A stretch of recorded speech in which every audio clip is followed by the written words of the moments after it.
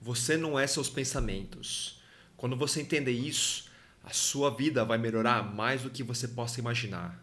Essa única dica é a coisa mais importante que eu posso te falar. Bom, deixa eu te explicar. Imagina que você foi amaldiçoado ou amaldiçoada por uma bruxa maligna a conviver o resto da sua vida com uma pessoa falando com você o tempo todo, 24 horas por dia, 7 dias da semana. Essa pessoa fala com você até quando você está indo dormir ou quando você está sentado em cima da privada, fazendo o número 2. Pois é, todo mundo tem essa maldição, que faz parte de ser um ser humano, que é ter essa voz na cabeça que não para de falar. Se você ainda não identificou essa voz, pense na frase alô 3 vezes. É essa voz que uma hora fala coisas que te chateiam, outra hora fala coisas que te dão moral, mas logo em seguida fala coisas negativas e te chateiam de novo.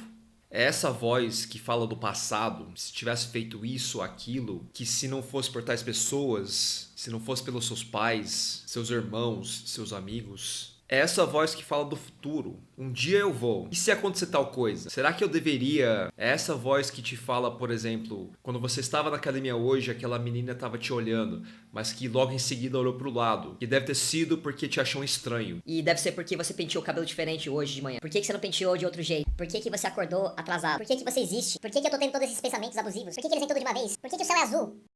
Enfim, essa voz.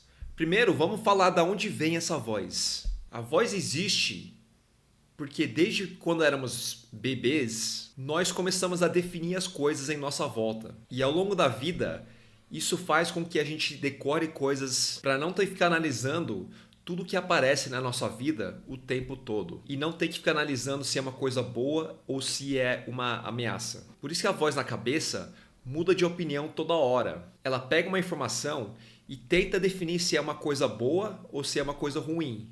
Às vezes nem sabe e fica supondo. Isso te soa familiar? O ensinamento yogi fala que o primeiro passo para se livrar dessa maldição é entender que você não é essa voz de dentro da sua cabeça. Você e a voz são coisas distintas. Entenda que você é o ser consciente por trás dessa voz. E você consegue observar essa voz quando você quiser. Você consegue fazer isso nesse exato momento. E aí, conseguiu?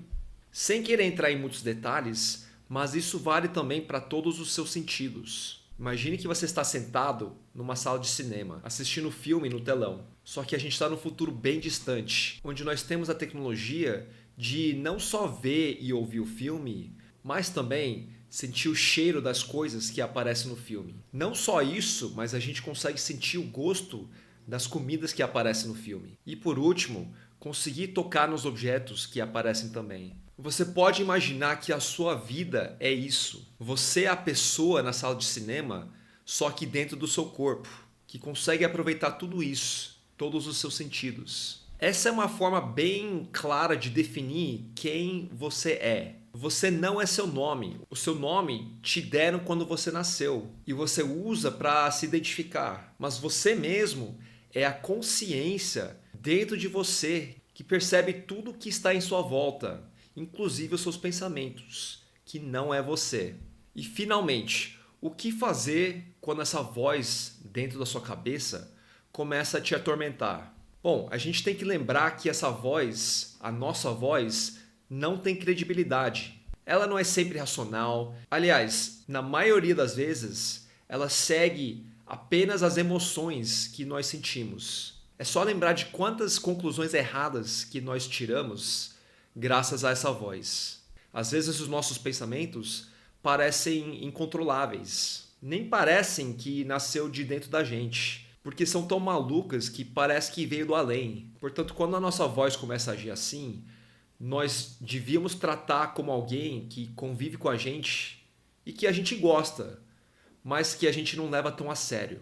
Toda vez que vem essas ideias ou esses pensamentos, principalmente os negativos, nós podemos dar risada deles, como se fosse nada sério. Lá vem aquele pensamento negativo de novo. Não tem a menor credibilidade ou fundamento, mas lá vem ele de novo. E nós temos que lembrar que é totalmente natural que venham pensamentos e que podem vir absurdos. Mas o importante é que nós conseguimos nos separar deles, do que simplesmente se envolver emocionalmente com eles e ficar amargando esses pensamentos durante muitas horas.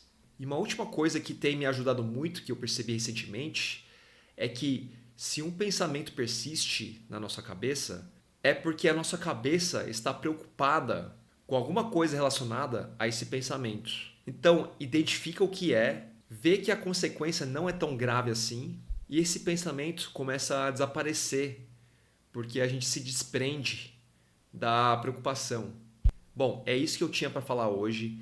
Eu espero que tenha gostado. Por favor, se puder seguir o canal para ajudar. E fora isso, vem mais vídeos por aí. Obrigado por ter assistido até o final e a gente se fala na próxima. Um grande abraço e até lá.